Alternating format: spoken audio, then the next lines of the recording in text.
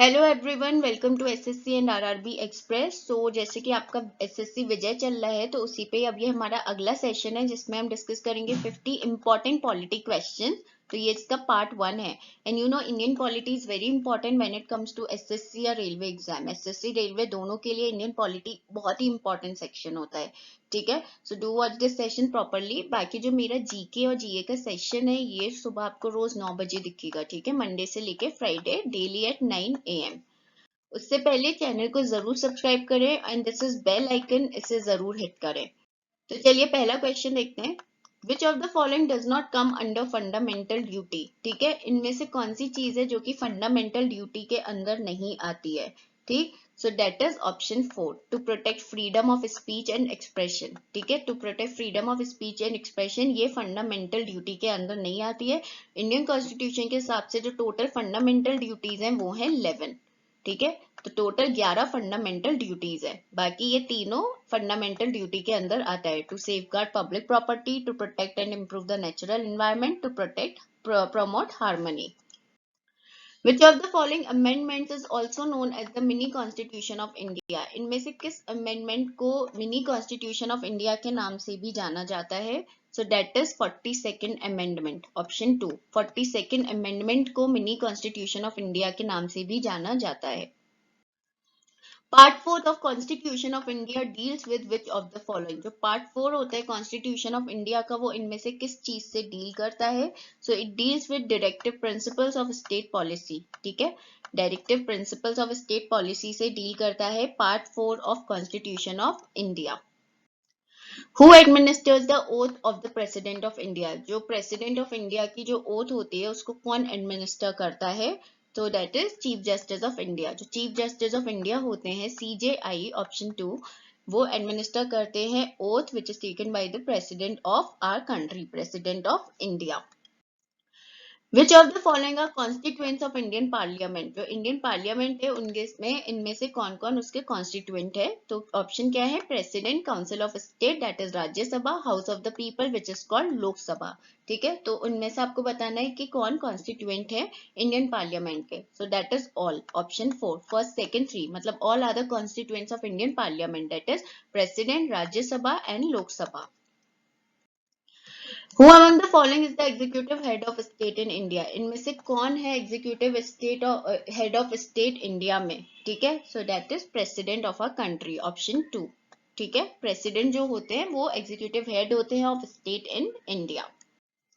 Who appoints governor of a state in India? जो different state होती है उनके सबके अलग अलग गवर्नर होते हैं, तो वो जो गवर्नर होते हैं स्टेट के उनको कौन अपॉइंट करता है? So that is appointed by president of India. तो जो प्रेसिडेंट होते हैं इंडिया के वो अपॉइंट करते हैं governor of state.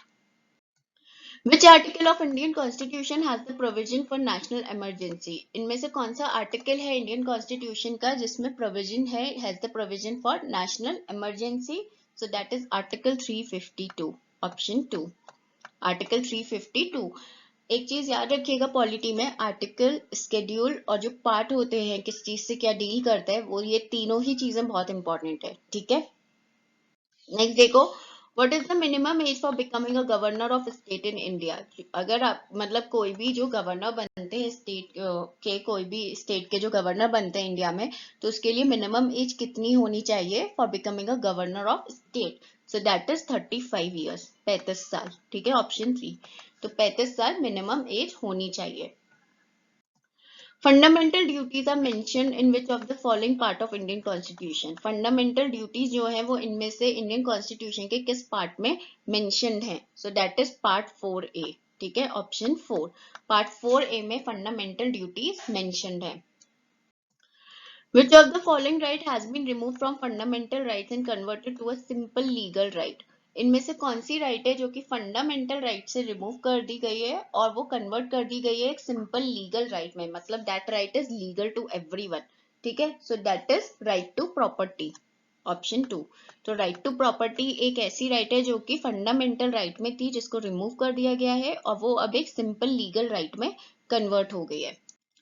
Which of the following country doesn't have a written constitution? इनमें से कौन सा कंट्री है जिसमें जिसका एक written constitution नहीं है? ठीक है, so that is United Kingdom, UK, option 1। तो यूनाइटेड किंगडम एक ऐसा कंट्री है जिसका कोई रिटन कॉन्स्टिट्यूशन नहीं है, it doesn't have a written constitution.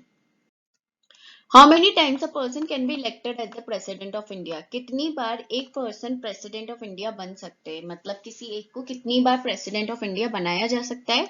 So that is option 4, no bar, मतलब उस पर कोई बार नहीं है, मतलब मल्टीपल टाइम्स कितनी भी बार कोई भी एक पर्सन प्रेसिडेंट ऑफ इंडिया बार बार अपॉइंट हो सकते हैं, बार बार बन सकते हैं। What it means that the Supreme Court will reconsider the case and the legal issues involved in it. ठीक है, क्या चीज होती है जिसमें इस चीज का क्या मतलब होता है? इसमें सुप्रीम कोर्ट जो है वो रिकंसीडर करते हैं केस को and legal issues involve in it, जो भी लीगल इश्यूज होते हैं उस केस में इन्वॉल्व उसको रिकंसीडर करते हैं। ठीक है, तो वो क्या होता है? So that is appellate jurisdiction. ठीक है, एपेलेट ज्यूरिडिक्शन मीन्स कि जो सुप्रीम कोर्ट वो है वो रिकंसीडर करते हैं केस को and the legal issues involve in it. Which amendment of the Constitution of India increased the age of retirement of High Court judges from 60 to 62 years? कौन सा अमेंडमेंट है constitution of India का जिसमें जो as है retirement high court जजेस की वो इंक्रीज कर दी गई है 60 से लेके 62 ईयर्स तक? मतलब पहले जो रिटायरमेंट एज थी वो 60 ईयर्स थी, ठीक है, हाई कोर्ट के जजेस की, अब वो रिटायरमेंट एज 62 ईयर्स कर दी गई है। तो किस अमेंडमेंट के अंदर ये करा गया है? ठीक है, सो दैट इज 15th। ठीक है, so under 15th amendment of the Constitution of India increase the age of retirement of High Court judges from 60 to 62 years. Which fundamental right in the Indian Constitution allows citizens to move the court if they believe that that any of their fundamental rights have been violated by the state? इनमें से कौन सी fundamental right है Indian constitution में जो कि allow करती है citizens को कि वो कोर्ट में जा सकते हैं अगर उन्हें ऐसा लगता है कि जो फंडामेंटल राइट्स है उससे उन्हें वायलेट करा गया है? ठीक है, जो भी फंडामेंटल उन्हें राइट मिली गई है उससे उनको वायलेट करा गया है स्टेट द्वारा, तो वो कोर्ट में जा सकते हैं। तो वो किस फंडामेंटल राइट के अंदर आता है इंडियन कॉन्स्टिट्यूशन में? ठीक है, so that is called right to constitutional remedies. ठीक है, option 2, right to constitutional remedies. Under which of the following jurisdiction can any individual whose fundamental right has been violated can directly move to the Supreme Court for remedy? कौन से jurisdiction के अंदर, which of the following jurisdiction, किस jurisdiction के अंदर कोई भी एक इंडिविजुअल जिसकी फंडामेंटल राइट को वायलेट करा गया है वो डायरेक्टली मूव कर सकते हैं, डायरेक्टली जा सकते हैं सुप्रीम कोर्ट के पास अपनी रेमेडी उस चीज के लिए? ठीक है, so that is writ jurisdiction, option 2। ये क्वेश्चन उसी क्वेश्चन को फॉलो करता है जो अभी हमने डिस्कस करा था प्रीवियसली। ठीक है, that is called writ jurisdiction. Which fundamental right in the Indian Constitution states that all persons shall be equally protected by the laws of the country? कौन सी fundamental right है इंडियन कॉन्स्टिट्यूशन में जो कि state करती है कि जितने भी पर्सन्स है वो इक्वली प्रोटेक्टेड हैं by the laws of the country, जो भी कंट्री की लॉज हैं उससे? So that is right to equality, option 1। Which of the following articles promotes equal justice and free legal aid for all the citizen? इनमें से कौन सा article है जो कि प्रमोट करता है इक्वल जस्टिस और फ्री लीगल एड सारे ही सिटीजन्स के लिए? सो दैट इज आर्टिकल 39A। ठीक है, so it promotes equal justice and free legal aid for all the citizen.